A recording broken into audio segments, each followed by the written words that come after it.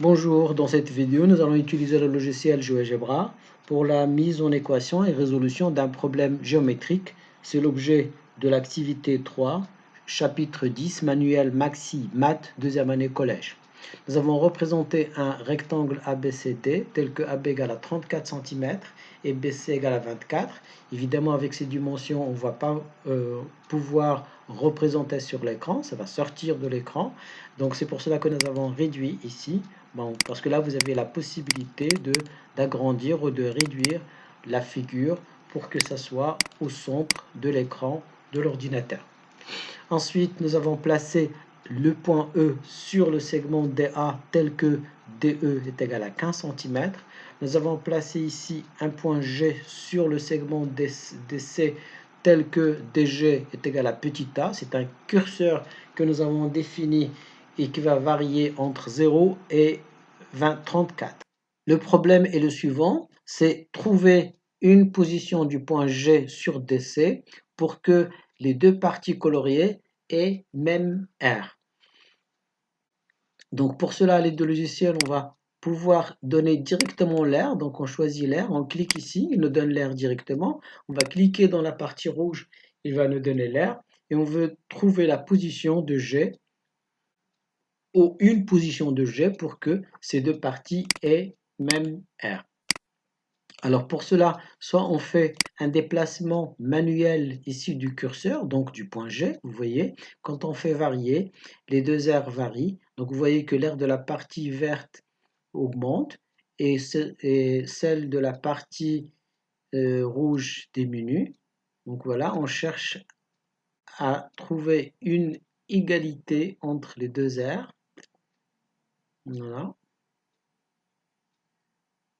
Voilà, donc là on a trouvé une position 408, 408 pour une distance est égale à 27,2, c'est-à-dire qu'il faut que la distance entre D et G soit égale à 27,2 cm. Alors l'animation du point G, vous pouvez la faire automatiquement aussi. Vous venez ici, on clique sur le bouton droit de la souris, on coche animation, vous voyez qu'il se déplace tout seul et vous pouvez l'arrêter quand vous voulez, vous appuyez ici et il s'arrête. Nous allons voir maintenant algébriquement comment trouver en fait la position du point G. Pour cela, nous allons d'abord calculer l'aire de la partie verte, l'aire de la partie rouge. Ensuite, nous allons résoudre une équation.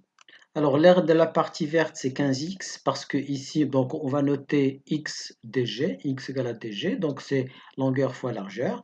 Et l'aire de la partie rouge, donc on peut prendre tout le rectangle ABCD et on va enlever l'aire du rectangle vert.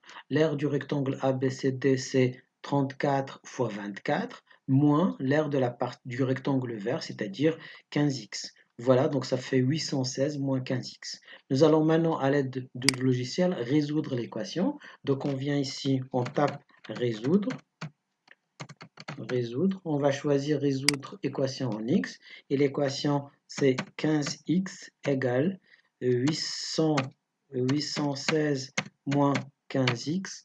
Voilà, directement, égale. Le logiciel nous donne la valeur, c'est 136,5. Et si vous calculez 136,5, vous allez trouver la valeur qu'on a trouvée tout à l'heure, c'était 27,2.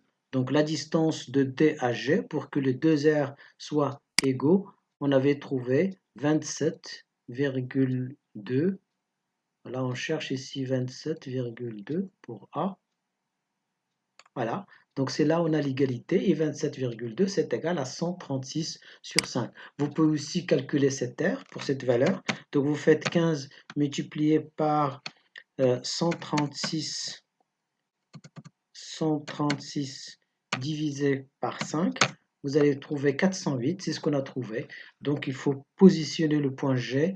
Donc il y a une seule position du point G pour que les deux parties aient même aire. Il faut que la distance entre D et G soit égale à 27,2 cm, c'est-à-dire 136 sur 5 en écriture fractionnaire.